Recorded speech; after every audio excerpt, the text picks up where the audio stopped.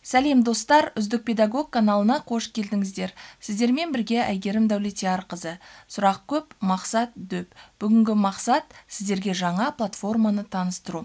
Бұл платформаның басқа платформалардан ерекшелігі топтарға арнайы тапсырмалары бар. Яғни сыныпты 3 топқа бөлдіңіз бе, сол 3 топқа өзінің платформада дайын сұрақтары бар екен. Енді ол қандай платформа білу үшін видеоны соңына дейін қараңыз. Google-дың іздеу жолағына Bambazzle деп жазамыз. Жазылу тәртібі міне жоғарыда тұр. Бірден бірінші шыққан жолаққа кіреміз.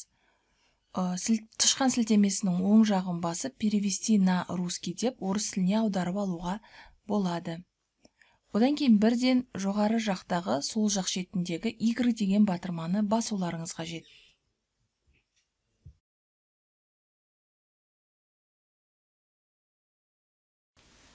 Одан кейін экранның сол жақ шетіндегі көк жалаққа жазамыз қажет. Мысалы, бізге Ыбырай Алтынсарин деп жазайық. Содан кейін астына қазақ тілін таңдаймыз да, поиск батырмасын басуымыз қажет.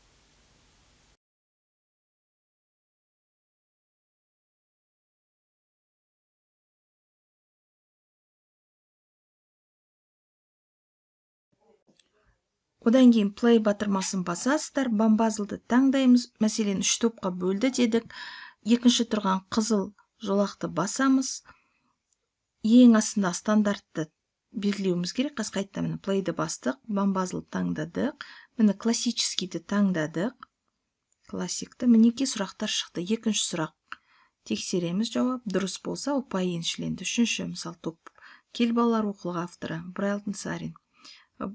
Ең алғаш мектеп кім ашты, қайда ашылды. Бірден жоғары жақта көріп тұрсаңыздар, бірінші, екінші, үшінші топтарға ұпай еншіленіп жатыр. Сабақ ұнады деп ойлаймын, пайдаларыңызға жарасын.